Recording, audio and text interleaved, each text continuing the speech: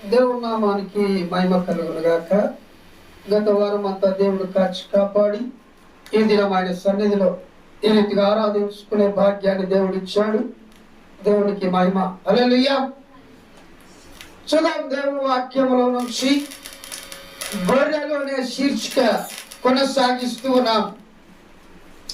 దేవునికి మహిమ కలుగును గాక. యోహాను సువార్త 10వ అధ్యాయం 5-6 వాక్యాలు. యోహాను సువార్త 10వ అధ్యాయం దాంట్లో ఉంటుంది.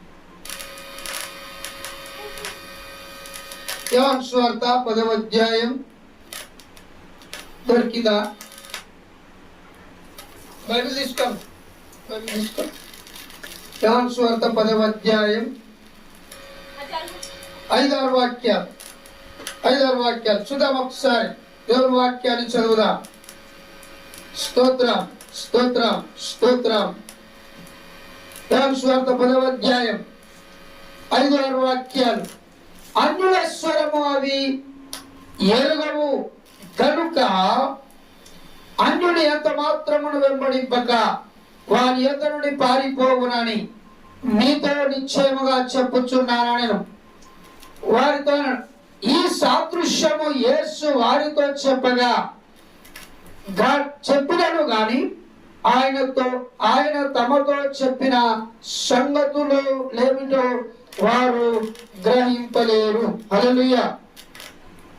యేసు ప్రభువు వారు చెప్పినటువంటి సంగతులు, యేసు ప్రభువు వారు చెప్పినటువంటి మాటలు, యేసు ప్రభువు వారు విన్నవించినటువంటి చూపించినటువంటి కార్యాలు ఎవరు కూడా సరిగా వినకుండా, నేర్చుకోకుండా, గ్రహించకుండా అనాలోచితంగా మాట్లాడుతూ ఉన్నారు. ఆయన మాటల్లో ఉన్న అంతరార్థం, ఆత్మీయ అర్థము చాలా మందికి అర్థం కాక దేవుని వాక్యమును, దేవుని మాటను అపార్థం చేసుకుంటూ ఉన్నారు. దేవునికి మహిమ కలుగును గాక. అన్యుల స్వరము, అన్యులు ఆయన స్వరము వినలేరని, లేదా దేవుని గొర్రెలు కానటువంటి వారు ఆయన స్వరమును ఎరగరని స్పష్టంగా ఆయన మాట్లాడుతూ ఉన్నాడు.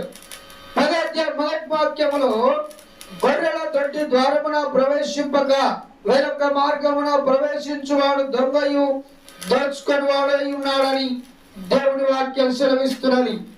అలాగే యోహాను సువార్త 10వ అధ్యాయం